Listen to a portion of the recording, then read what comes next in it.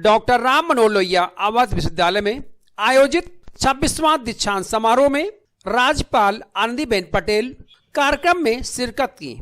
इस दौरान राज्यपाल आनंदीबेन पटेल ने मंच से अपने संबोधन में महिलाओं पर केंद्रित रही। उन्होंने कहा, डॉक्टर राम मनोहर लोहिया स्त्री और पुरुष में समानता की बात करते थे। वह कहते थे, महिलाओं को समानता का दर्जा देकर एक ही स्वस्थ समाज का निर्माण हो सकता है। आनंदी पटेल ने जानकारी देते हुए बताया, 2020-21 के सर्वे में अस्पताल में होने वाली महिलाओं का प्रसव 67% से बढ़कर 83% हुआ। यह हमारे लिए बहुत ही गौरव की बात है। प्रधानमंत्री नरेंद्र मोदी अपने भाषण में बोलते हैं कि महिलाओं का प्रसव अस्पताल में ही होना चाहिए। इससे जच्चा और बच्चा दोनों का जीवन बचाया जा सकता है। उन्होंने कहा, महिलाओं की 100% प्रसव अस्पताल में ही होनी चाहिए। यह हमारा दायित्व है। अगर हम महिला सशक्तिकरण की बात करते हैं तो निभाना भी होगा। सशक्त बच्चे तभी पैदा होंगे जब महिलाओं सशक्त होंगी। आनंदीबेन पटेल ने कहा, उत्तर प्रदेश में पुरुषों की तुलना में महिलाओं की आबादी भी बढ़ोतरी है।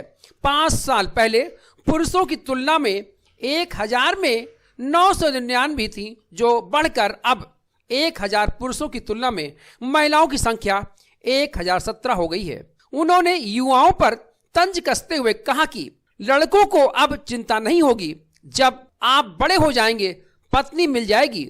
दरअसल आज डॉक्टर राम मनोहर लोहिया आवास विश्वविद्यालय में आनंदीबेन पटेल ने 107 मेधावी को गोल्ड मेडल प्रदान किया। इसके साथ ही जनपद में स्थित नरेंद्र देव कृषि विश्वविद्यालय के दीक्षांत समारोह में भी शिरकत करते हुए मेधावी बच्चों को वहां भी गोल्ड मेडल प्रदान किया। वहीं गोल्ड मेडल पाए विद्यार्थियों ने खुशी का इजहार किया। डॉक्टर राम मनोहर लोहिया स्त्री पुरुष में समानता की बात करते थे। उनका मानना था कि महिला को बराबरी का दर्जा देकर ही स्वस्थ और सुव्यवस्थित समाज का निर्माण किया जा सकता है। आज मुझे आपको बताते हुए प्रसन्नता हो रही है कि NFHS 2020-21 के सर्वे में कुछ सराहनीय बातें सामने आई हैं। इसके मुताबिक प्रदेश में अब संस्थागत डिलीवरी अस्पतालों में जो होने वाली प्रसव 67% से बढ़कर 83% हो गई है। ये हमारे लिए बहुत ही गौरव की बात है। जब देश का कोई प्रधानमंत्री इसके बारे में ऐसे कार्यक्रमों में प्रभावी ढंग से बोलते हैं कि प्रसव, हर महिला का प्रसव हॉस्पिटल में ही होना चाहिए, क्योंकि हम माँ को भी बचा सकते हैं और हम बेटे बेटी को बचा सकते हैं। मैं तो चाहती हूँ 100% डिलीवरी हॉस्पिटल में ही होनी चाहिए। और ये हमारा दायित्व है कि हम जो महिला सशक्तिकरण की बात करते हैं, इसमें एक पॉइंट वो भी होना चाहिए, सशक्त बच्चे पैदा हो जब हमारी सशक्त बेटी सशक्त होगी।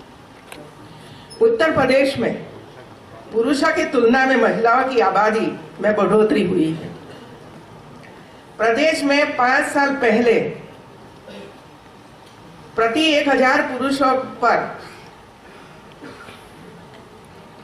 995 महिलाएं थी, जो अब बढ़कर 1017 हो गई है। मतलब अब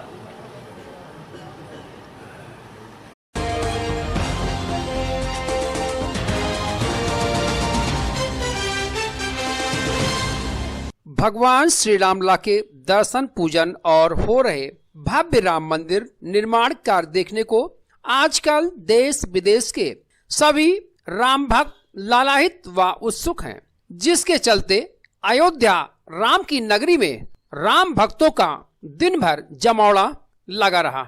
आपको बता दें, मध्य प्रदेश के इंदौर से कांग्रेस के विधानसभा विधायक संजय शुक्ल और सुप्रसिद्ध कथावाचिका डॉक्टर प्रज्ञा भारती के नेतृत्व में कुल 600 राम भक्तों ने अयोध्या पहुंचकर जानकी घाट बड़ा स्थान मंदिर में दर्शन पूजन कर बड़ा स्थान के रसिक पीठाधीश्वर महंत जन्मेजय शरण से आशीर्वाद प्राप्त किया।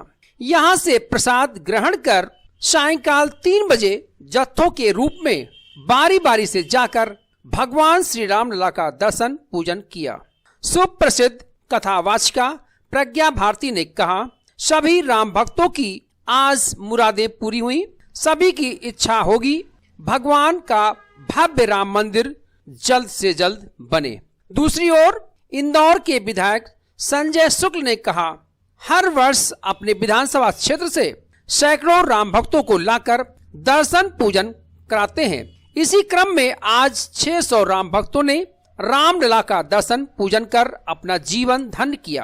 भारती श्री राम जन्मभूमि तीर्थ न्यास के अध्यक्ष श्री श्री 1008 महंत श्री नित्य गोपाल दास जी महाराज की कृपा पात्र शिष्या, और आज हम लोग अयोध्या की पावन भूमि पर जानकी घाट महल के रसिक पीठाधीश्वर श्री श्री बड़ा स्थान हमारे रसिक पीठाधीश्वर श्री श्री 1008 महंत श्री जन्मेजय शरणदास जी महाराज के इस पावन दिव्य आश्रम में मध्याह्न भोजन के उपरांत यहाँ पर हम लोग विराजमान हैं। 600 लोग अयोध्या की पावन भूमि पर इंदौर नगर से आए हैं और 550 वर्ष की लंबी लड़ाई के बाद जो हमारे राम लला स्वतंत्र रूप से आज दर्शन करने का सौभाग्य जिन सभी भक्तों को प्राप्त हो रहा है, और उसी इच्छा और जिज्ञासा को लेकर के ये 600 भक्त जनों का जत्था पूरा का पूरा भगवान श्री राम लला के दर्शन के लिए यहाँ आया है। और बहुत वहाँ के विधायक श्री संजय शुक्ला जी ने पूरी व्यवस्था की है। 17 बार 600 लोगों को, अपने 17 बार के लोगों को यहाँ ला करके और श्री राम जन्मभूमि का दर्शन वो कराएंगे। श्री राम के प्रति आस्था, निष्ठा और उनके प्रति श्रद्धा अपनी यहाँ पर व्यक्त करने आए हैं और श्री राम के आदर्शों को जीवन में उतार करके अपने जीवन यापन करने का आशीर्वाद प्राप्त करने आए हैं। प्रातः काल सभी लोग उतरे हैं और संध्या सरजू जी की आरती करके माँ सरजू जी का भी आशीर्वाद प्राप्त करें। देखिए, मध्य प्रदेश और इंदौर जिले से आए हैं विधानसभा 1 से, जो हमारे विधानसभा जो कार्यकर्ता है, हमारी माताएं बहनें बुजुर्ग, उन सबको लेके आए हैं। ये यात्रा हमारी हर महीने रहेगी। 17 यात्राएं हमारी, 17 वार्ड होते हैं इंदौर में हमारे, 17 ही वार्ड की, हर वार्ड में 600 लोग आएंगे। कल आज की तारीख में हमारे 600 लोग आए, अगले 15 जनवरी को भी 600 लोग आएंगे, 12 फरवरी को 600 लोग आएंगे, मार्च में आएंगे। ऐसे लगातार ये पूरे 17 महीने की 17 ही विधानसभा रहेगी।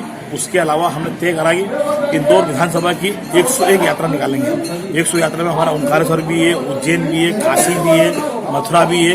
ऐसे अनेक जगह हम यात्रा ले आएंगे। हमारी जो माताएं बहनें, जो लोगों 2 साल से कोरोना महामारी चल रही थी, तो लोग अपने घर से नहीं निकले थे, तो हमने चाहा कि हमें विधानसभा के लोग क्यों दर्शन कराएं, क्योंकि रामलीला दर्शन करना बहुत जरूरी था। तो वर्षों बाद कहीं ये मंदिर जाके जीर्णोद्धार के चालू हुई है, तो सभी की इच्छा थी कि हम दर्शन करने जाए। तो हमने इंदौर जितनी हमारी माताएं बहनें जो सबको लेके आए, ये दर्शन करने की व्यवस्था कराई है। तो लगातार हम खाने पीने रहने की व्यवस्था हमने करी है। तो कल 21 तारीख को यहाँ से 4 दिन की यात्रा है। इस यात्रा का मेन उद्देश्य जो है क्या होगा? जो कंटिन्यू जो ले करके जो यात्राएं जो करवाएंगे, इसका मेन उद्देश्य क्या है? इस यात्रा उद्देश्य लेने का ये मतलब है कि हमारे साथ हमारे युवा लोग भी आए, क्योंकि हमारे युवा लोग और जो हमारे बुजुर्ग लोग धार्मिक काम से जुड़े। क्योंकि अभी तक हर जितना युवा है और जो भी लोग हैं अपने परिवार में बिजी रहते हैं, अपने समाज में बिजी रहते हैं और धार्मिक अगर दूर हो रहे थे। हम चाह रहे धार्मिक से जुड़े और जो हमारे युवा लोग हैं आगे जुड़े। और जो यात्रा 600 का है और अगली बार ये अपने परिवार के लिए, अपने समाज के लोगों को यहाँ दर्शन करने लाए, क्योंकि हमारा राम भगवान का जो मंदिर जीर्णोद्धार जो बहुत बड़ा बनने जा रहा है, वहाँ दर्शन कराएं, जिससे लोग धार्मिक भावना बढ़ाए। क्योंकि आज की तारीख में धार्मिक नहीं हो रहे हैं, पिक्चर देख रहे हैं, डिस पब में जा रहे हैं। तो हम चाहते हैं कि धार्मिक यात्रा में आए, इसलिए हम उद्देश्य है। कितने लोग आपके साथ और आज आप लोग कहाँ कहाँ दर्शन करने अभी तक गए? अभी आज हम सवेरे यहाँ आए, सवेरे हमने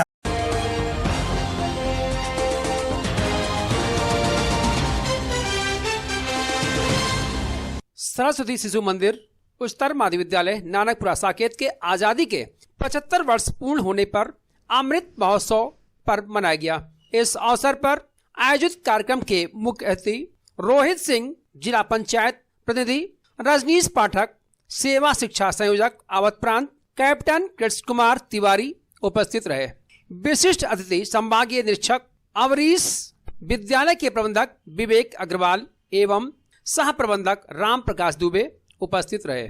सभी अतिथियों ने मां शारदा, भारत माता एवं देश शहीदों के समक्ष दीप प्रज्वलित कर पुष्प अर्चन किया। समारोह की शुरुआत में विद्यालय के प्राचार्य सुरेश कुमार पांडे ने अतिथियों का परिचय अभिभावकों के सम्मुख किया। अमृत महोत्सव समारोह के कार्यक्रम में विभिन्न प्रतियोगिताएं की गयी। प्रथम स्थान प्राप्त प्रतिभागियों को पुरस्कृत भी किया गया। इस अवसर पर पाठक ने झलकारी बाई की वीरता का बखान किया। मुख्य अतिथि ने स्कूल के बच्चों को शहीदों एवं महापुरुषों के पदचिन्हों पर चलते हुए उनके जैसा बनने की सीख दी।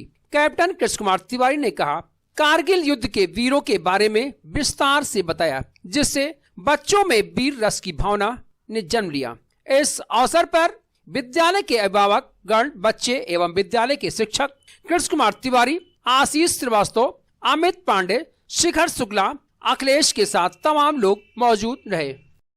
हमारे चीफ गेस्ट जिला पंचायत अध्यक्ष के पतिदेव श्रीमान रोहित सिंह जी। क्या कार्यक्रम हो रहा है विद्यालय में? ये स्वतंत्रता का 75वां वर्ष है। हीरक जयंती के रूप में पूरा देश अमृत महोत्सव के रूप में मना रहा है।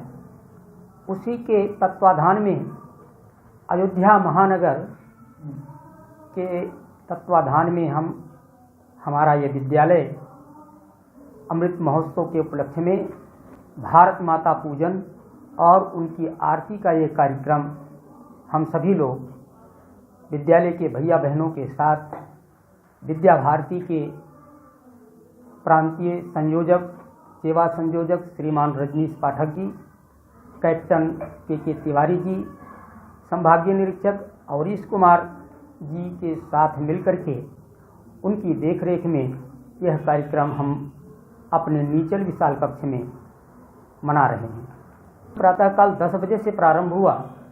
इसमें विभिन्न प्रतियोगिताएं भी संपन्न हुई।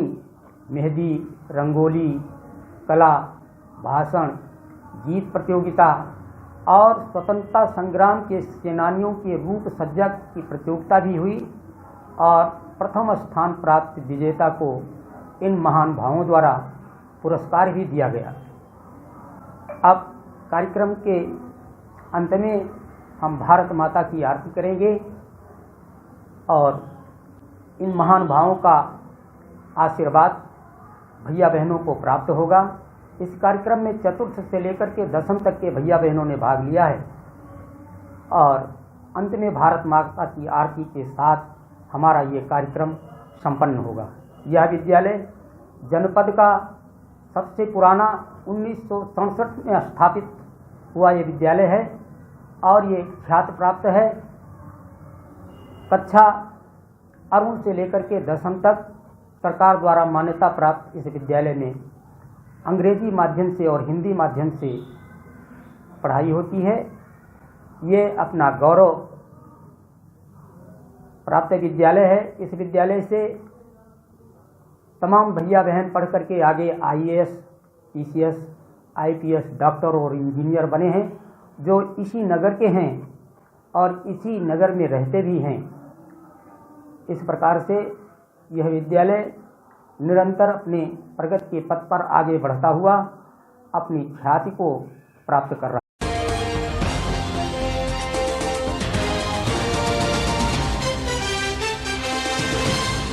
छात्रों के उज्जवल भविष्य को कृत संकल्पित फैजाबाद पब्लिक स्कूल प्रबंध समिति के तत्वाधान में कक्षा 9 एवं एकादश के सभी छात्रों ने कोविड-19 के नियमों का पालन करते हुए शैक्षिक प्रदर्शनी में प्रतिभाग किया। सर्वप्रथम अध्यक्ष श्रीमती जरीना खान ने CDS स्वर्गीय जनरल बिपिन रावत एवं अन्य सभी शहीदों को पुष्पांजलि अर्पित किया।